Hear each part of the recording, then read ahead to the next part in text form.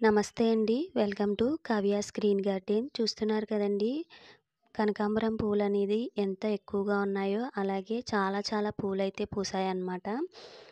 ఇలా పూయాలి అంటే గనక ఎలాంటి జాగ్రత్తలు తీసుకోవాలి అనేది ఈ వీడియోలో అయితే తెలుసుకోవచ్చండి. ముందుగా మన ఛానల్‌ని ఫస్ట్ టైం చూస్తున్నట్లయితే గనక వీడియో చివరి వరకు చూడండి. నచ్చితే గనక లైక్ చేయండి, కామెంట్ చేయండి. ఎలాంటి డౌట్ ఉన్నా ప్లీజ్ సబ్స్క్రైబ్ మై ఛానల్. పక్కనే ఉన్న బెల్ ఐకాన్ కూడా ఆన్ చేసుకోండి. నోటిఫికేషన్స్ అయితే వస్తాయి. ముందుగా కనకాంబరాల్లో చాలా రకాలైతే ఉంటాయండి. మీరు చూస్తున్న కనకాంబరం మొక్క వచ్చేసి హైబ్రిడ్ కనకాంబరాలన్నమాట. ఇవనేవి కటింగ్స్ ద్వారా మనం ఈజీగా పెంచుకోవచ్చండి. ఈ కనకాంబరం మొక్కల్ని కటింగ్స్ ద్వారా ఎలా నాటుకోవాలి అనేది నేను నెక్స్ట్ వీడియోలో అయితే షేర్ చేస్తానండి. ముందైతే వీటి కేరింగ్ గురించి అయితే చెప్తానన్నమాట. ఒక్కసారి ఈ మొక్క తెచ్చిపెట్టుకుంటే చాలండి. వాటి ద్వారా అనేక మొక్కలుగా మనమే చేసుకోవచ్చండి. అలాగే ఈ మొక్క కూడా చాలా పెద్ద మొక్క అయితే అవుతుందన్నమాట. మీరు ఇప్పుడు చూస్తున్న మొక్క వచ్చేసి రెండే 2 మొక్కలండి. చూసారు కదా ఎంత పెద్ద పెద్ద మొక్కలు అయ్యాయో కనకాంబరం మొక్కలు అనేవి. ఇవి హైబ్రిడ్ మొక్కలనేవి చాలా పెద్దగా అవుతాయి. మీరు చూస్తున్నారు కదండి, పువ్వులు ఎప్పుడు అయిపోయిన తర్వాత ఎండిపోయినవి కొమ్మలున్నాయి కదా, వాటినైతే ఎప్పటికప్పుడు రిమూవ్ చేయాలండి. అలా రిమూవ్ చేసినట్లయితేనే కొత్త కొమ్మలొచ్చి మళ్ళీ మొగ్గలొచ్చి ఎప్పుడూ కూడా కనకాంబరాలనేవి పూస్తూనే ఉంటాయి. రెండో విషయం ఏంటి అంటే, ఎండ ఎక్కువ తగిలే ప్లేస్లో మాత్రమే కనకాంబరం మొక్కలను వేసుకోవాలి. మీరు పాట్లో వేసుకున్నా అలాగే కింద వేసుకున్నా ఎండ ఈవినింగ్ టైం 4-4:30 వరకు ఎండ ఎక్కడ తగులుతుందో అనేది చూసుకుని మీరు కనకాంబరం మొక్కలను అయితే పెట్టుకోవాలండి. అప్పుడే కనకాంబరం మొక్కలు ఎక్కువగా పూలు పూస్తాయి. ఇదిగో ఇప్పుడు చూస్తున్న వచ్చేసి మద్రాస్ కనకాంబరం అన్నమాట.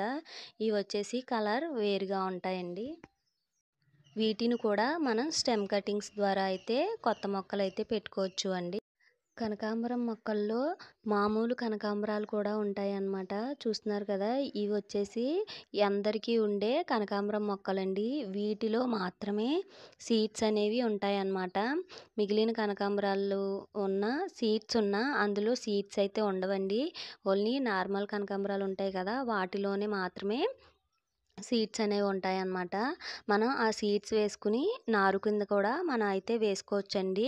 అలాగే వీటి పువ్వులు ఎక్కువగా పూయాలి అంటే ఏదో ఒక 15 డేస్కి ఒకసారి ఏదో ఒక లిక్విడ్ ఫెర్టిలైజర్ అయితే వాడాలన్నమాట.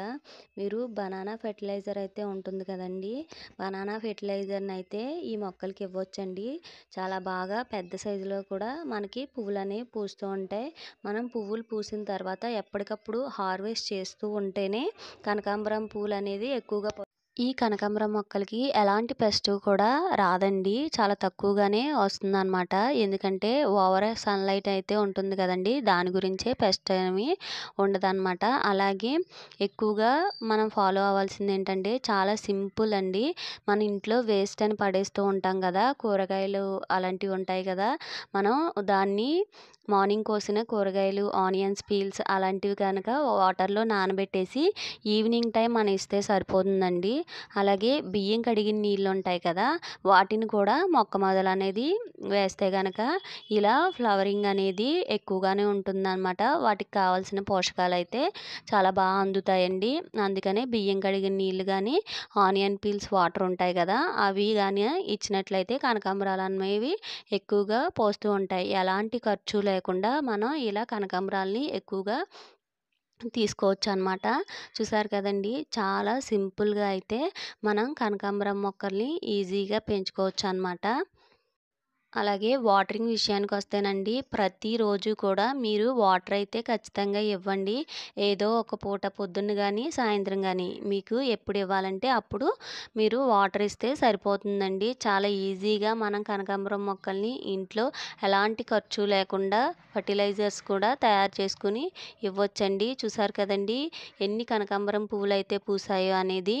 ఈ వీడియో గనక మీకు నచ్చినట్లయితే గనక నాకు లైక్ చేయండి. ఎలాంటి డౌట్ ఉన్నా కానీ కనకాంబరం ప్లాంట్స్ గురించి నాకు కామెంట్ చేయండి. నా ఛానల్ని సబ్స్క్రైబ్ చేసుకున్నట్లయితే కొత్తగా ఉండే ప్లాంట్స్ గురించి కూడా నా ఛానల్లో అయితే పెడతానండి, తెలుసుకోవచ్చు. Please subscribe my channel. పక్కనే ఉన్న బెల్ ఐకాన్ కూడా ఆన్ చేసుకోండి. Thank you.